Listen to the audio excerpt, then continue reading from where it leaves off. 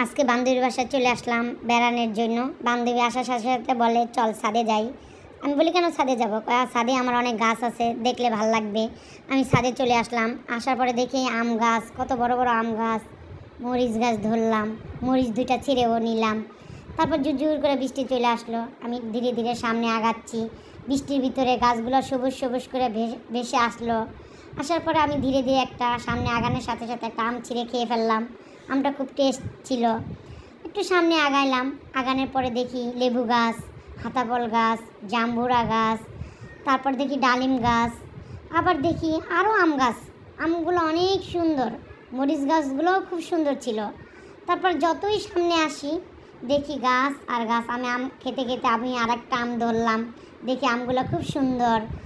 আবার একটু সামনে গিয়ে দেখি আর কত রকমের গাছ লাগানো। দেখতে দেখতে আমার মনটা খুব ভালো হয়ে গেল, খুব ভালো লাগলো।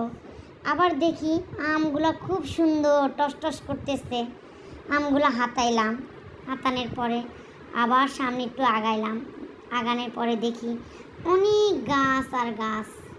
তারপর দেখি মেহেদি গাছ, আবার দেখি গ্যান্ডারি গাছ, পাশে আবার দেখি কত লেবু গাছ। লেবু গাছ এতটাই সুন্দর লাগছিল, সবুজ সবুজ, পিড়ি বৃষ্টিও পড়তেছিল। সামনে আমি ধীরে ধীরে আগাচ্ছিলাম। সামনে আস্তে আস্তে এক পর্যায়ে দেখি অনেক গাছ। আমি এরকম কখনোই দেখি নাই, বান্ধবীর ছাদে যেন এত গাছ। আজকেই ফার্স্ট আমি আসলাম। সামনে দেখি একটা দোলনা, আবার পাশে দেখি ঢেঁড়স গাছ লাগানো। ঢেঁড়স গাছটা আমি ধরে দেখলাম। দেখানোর পরে দেখলাম শরীফা গাছ। শরীফা গাছের পাশে দেখি পাশে আতাফল গাছ, ডালিম গাছ, অনেক রকমের গাছ।